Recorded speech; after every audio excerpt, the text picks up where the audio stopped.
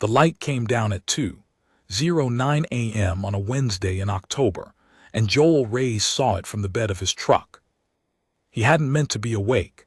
He'd driven out to the old grain access road after the argument with his mother, because it was the only place in Harlow, Nevada, that didn't have a street light, and he'd reclined the tailgate and looked at the stars until the argument stopped feeling like something sitting on his chest. He'd nearly been asleep when the field to his left went white. Not flashlight white, not headlight white. The entire field, 300 yards of dry stubble stretching toward the ridgeline, went the color of the inside of a cloud, lit from everywhere at once, and the light had no source that Joel could locate. It came out of the air. It came from the air.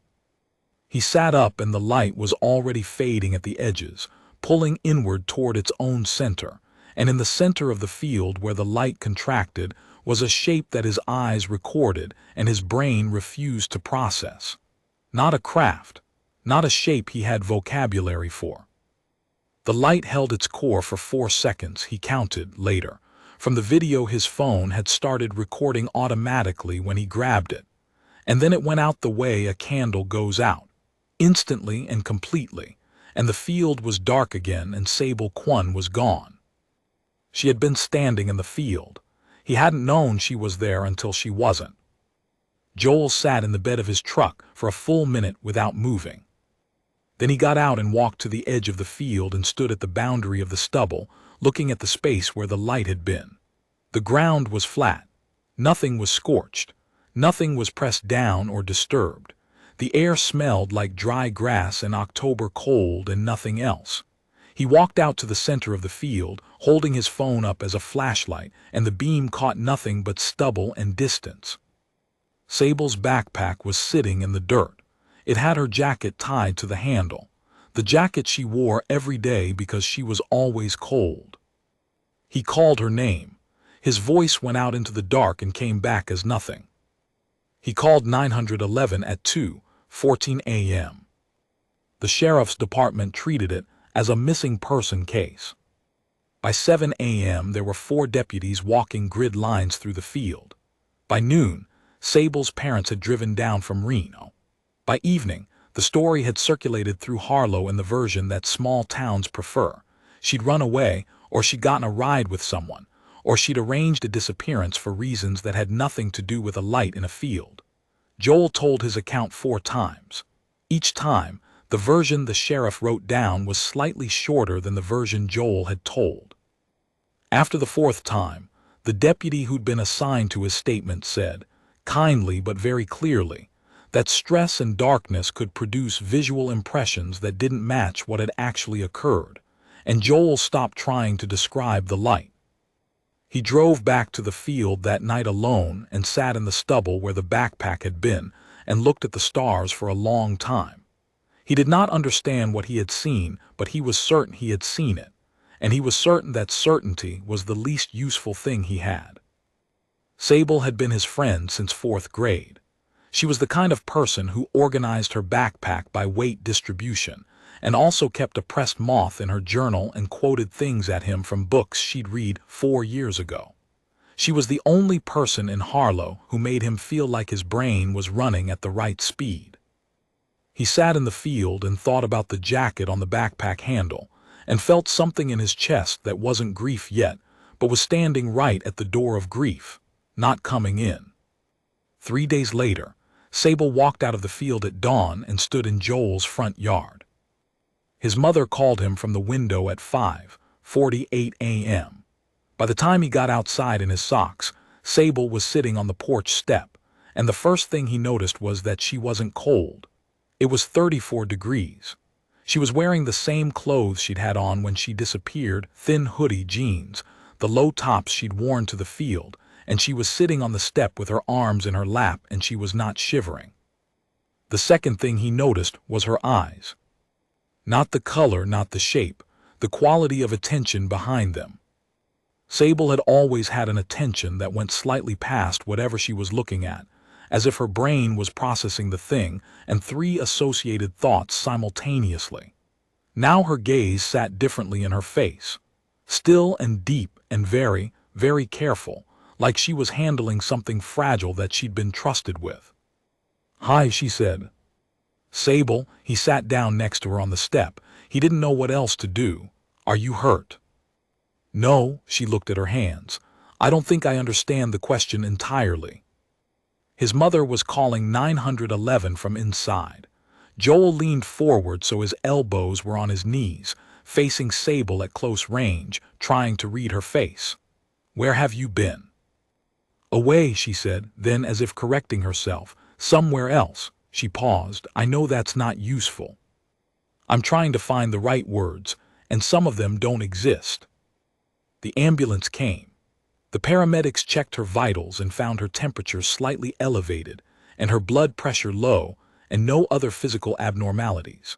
Her parents arrived within the hour, and her mother held her in the front yard for a long time while Sable stood with her arms at her sides in a way that wasn't unkind but wasn't returning the embrace either, like she was translating an emotion from one language to another and losing something in the process. Joel stood at the edge of the yard and watched this, and felt the wrongness of it settle into his ribs. The sheriff closed the missing person case within 48 hours. Sable was home. She was physically unharmed. She had no memory of where she'd been. That was the official account, the one the deputy wrote down. Joel drove her to the diner on Saturday because her parents weren't ready to let her out of the house alone yet, and she'd asked specifically for him, which meant something to him even if he wasn't sure what.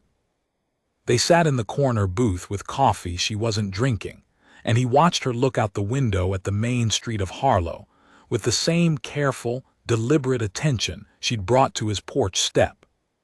"You have memory," he said, "not a question." "Yes. But you're not telling the sheriff." "The sheriff wouldn't know what to do with it." He wrapped both hands around his mug. "I would." Sable looked at him for a long moment. She was doing the translation again. He could see it, something moving behind her eyes in a language that hadn't existed 4 days ago.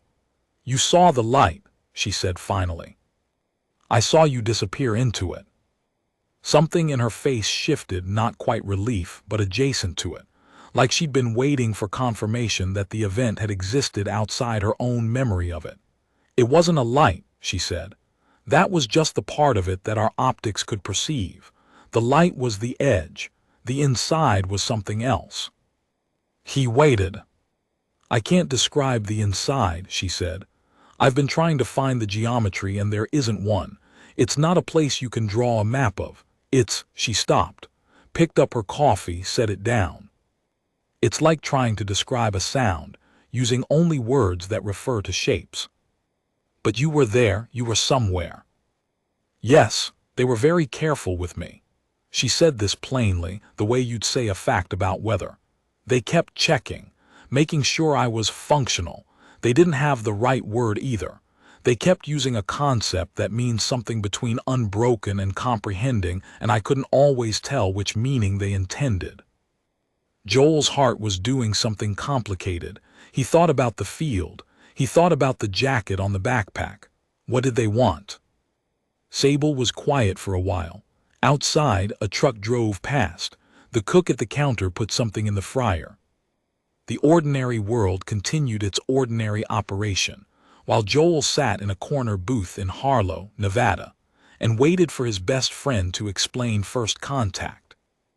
"To look," she said at last. "They've been looking at us for a very long time, longer than we've been writing things down. They wanted," she seemed to search. "They wanted to ask, instead of just observing. They've observed a lot of species without asking, and they thought they decided that asking was better, even if the answer changed things." "What did they ask you?" "They asked me what it was like." Sable's voice was steady, but something in it had gone thin, transparent, like paper held up to light. "To be inside a life that ends. They don't end. They're very old and they've never ended, and they've watched things that end for as long as they can remember, and they wanted to know what it felt like from the inside." She looked out the window again. "I tried to answer. I told them about things that mattered. My mom's voice when I was little. The first time I saw the ocean. The way a book feels when you finish it late at night and everything is quiet. A pause. The way it feels to sit in this booth with you. Joel couldn't say anything for a moment. Did they understand? He finally asked. Partially, she almost smiled. It was close to her old smile, but not quite. They said it was the most complete data on the subject they'd collected. They'd asked others over the years. Not many. They're careful about disruption. But they'd asked a few, and I gave them more, I think, more than the others. She turned back to face him. I think it was because I wasn't afraid. He thought about that. About Sable in the field in October in her thin hoodie, looking at something that no human vocabulary had a shape for, and not being afraid of it. He thought that this was, actually, the most Sable thing he could imagine. Are they coming back? He asked. She looked at him for a long moment, and he understood in the looking that this was the question she'd been waiting for, and also the question she hadn't known how to bring to the surface. They asked, she said carefully. They wanted me to understand that there was no obligation. They said the word for obligation about 12 times, and then they said the word for choice about 12 more. They were being very precise. They knew I understood the difference. And I told them I needed time. Joel absorbed this. The diner hummed around them.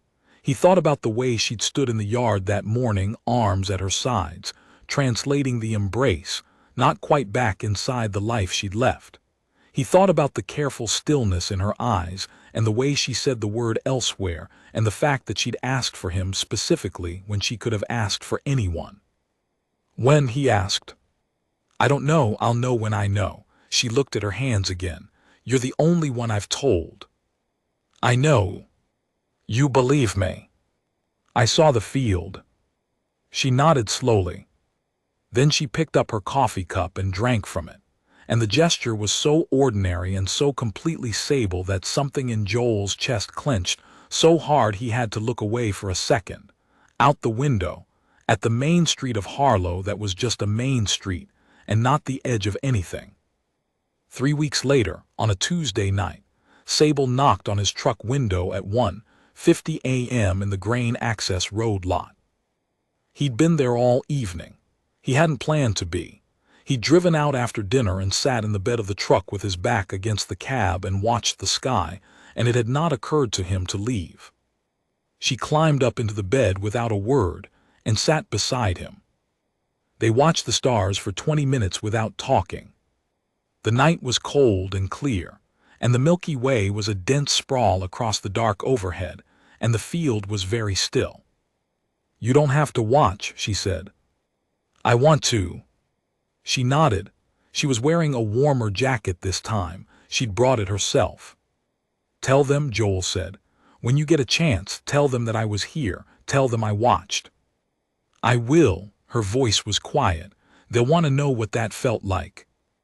Tell them it felt like watching something go somewhere I can't follow, and being proud of it and terrified at the same time. That's a good answer. Tell them that's what it's like to have someone you love. Sable didn't say anything for a moment. The stars moved the way stars move, which is to say they didn't move at all but gave the impression of enormous slow turning, patient beyond reckoning. I'll come back, she said. I know. The light came down at 2:09 a.m., exactly as it had before, filling the field with the color of the inside of clouds, and this time Joel didn't look away. He watched it take shape. He watched it hold. He watched Sable walk out of the truck bed and across the stubble in the dark, her footsteps quiet, her shoulders level, moving toward the center of the field with the unhurried stride of someone who had already answered the hardest question and was returning with more. The light contracted, held, then went out instantly and completely. The field was dark, the stars were still there. Joel sat in the bed of his truck in the October cold, watching the place where the light had been, and for reasons he couldn't have explained to anyone in Harlow and didn't intend to, he was not afraid. He was the only person in the world who knew that humanity's first contact had come down to a girl in a thin hoodie in a Nevada field, telling ancient things what it meant to love someone and have it matter. He thought she'd answered well.